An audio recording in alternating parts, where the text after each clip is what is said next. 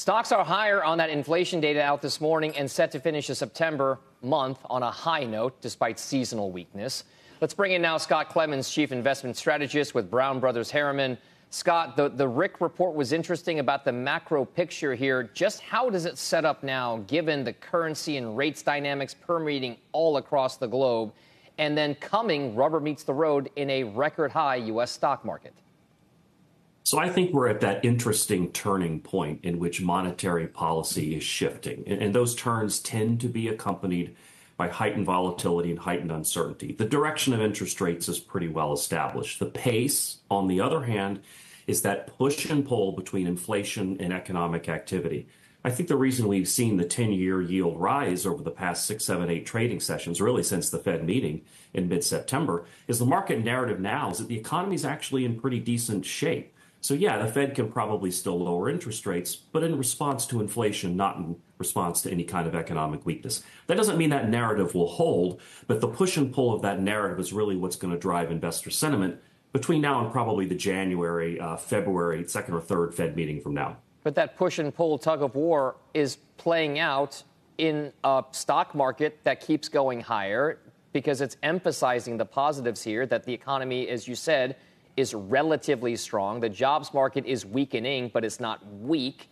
So what exactly then derails this whole process, or can we just expect the path of least resistance, Scott, to be to the upside? Yeah, Dom, I'm reminded of that old saying that the optimist believes that we live in the best of all possible worlds and the pessimist fears that he is right. So I'm cautioned by the idea that when things look too good to be true, that's probably a turning point at which people should pay a lot more attention. The thing that we're focused on very carefully is the health of the American consumer and household finances. That's 68% of the economic engine. Watch how quickly the job market softens. I don't expect a hard landing in jobs. Also watch burgeoning consumer debt, close to $18 trillion, a personal savings rate, despite yesterday's revision upward, that is still close to decade-low levels, and a worrisome rise in credit card delinquencies. None of those things are determinative yet, but as we head into 2025, those are the things we're watching carefully to make sure that this economic narrative of a soft landing, to use the old cliche, will still continue to carry through. I take your point, Scott, but I just want to throw this question to Rick, which is, what vote is the market casting? It seems to be casting the vote, not that we're worried about a slowdown, but that we're worried, if anything, about a speed up. Rick, don't you think, or am I misinterpreting it?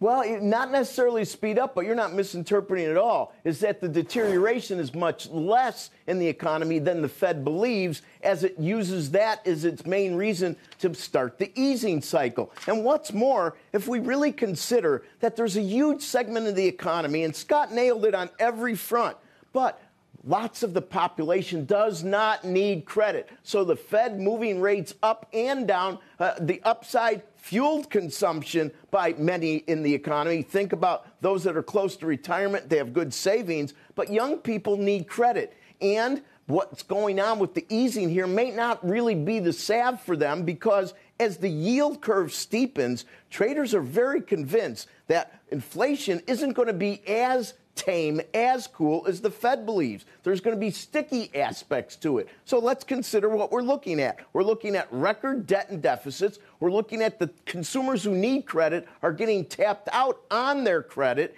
And we see long-dated Treasury yields. If you think things like electricity in certain parts of the economy are going to be sticky from an inflation standpoint, then add 150 or 200 basis points to a 2.5% to 3% inflation rate, and the long end is not going to cooperate with respect to the Fed moves, and much of that isn't going to benefit the biggest market that's hurting the economy, and that may be housing. Okay, so last word. We have just a couple moments left here, Scott. Let's put a point on this. From a chief investment strategist standpoint, what's the outperformer going into 2025, and really quickly, why? In a broad category, I like those consumer parts of the economy that have been left behind. This is not a specific stock recommendation. You highlighted Walgreens about 5 minutes ago, the single worst performing stock in the S&P 500. And a lot of those consumer companies fall into that category. All right. Scott Clemens and Rick Santelli, thank you both very much. We'll see you again soon. Have a nice weekend.